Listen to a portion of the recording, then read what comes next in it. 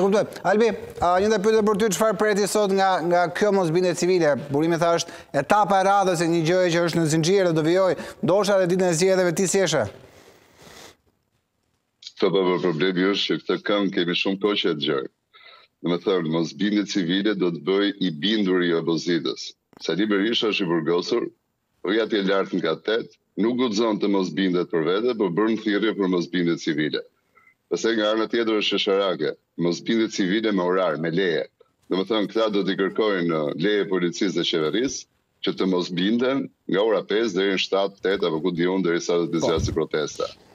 Këto janë përpjekje për të ndalur rrotën e historisë.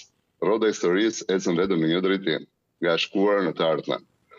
Këta, domethënë, kanë këtë lëvizjen dumbabiste, vetë quhen opozita, thua se vetëm këta janë opozitë në Shqipëri, quhen Sali Berishën kryetari i opozitës. Nuk e di, po të pyesësh Adriatik Lapaj, Nendur Shabanin, Lulzim Bashën etj. Ne e njohin Sali Berishën si lider të opozitës.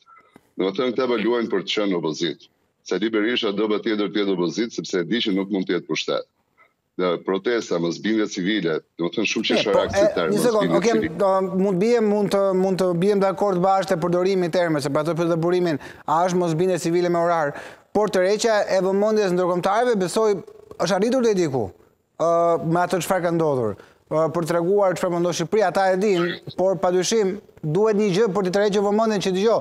Edhe në këtë vend ka shumë probleme. Nuk është gjithçka vaj me Edi Ramën kryeministër, sipas opozitës. Dhe besoj edhe ti bie dakord që me këtë logjikë që nuk është gjithçka vaj me logjikën e opozitës me Edi Ramën, apo jo?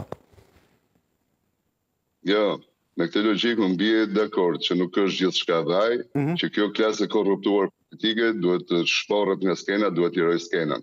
Ti po më thua që këta diçka kanë arritur, a mund të të pyes? Jo, po të pyes, a kanë arritur diçka, kanë arritur vëmendjen e ndërkombëtarëve për tërheqje vëmendjes në Parlamentin Evropian, me eurodeputete që vinë dhe informohen mbi atë çfarë po ndodh. Këtë po të pyes.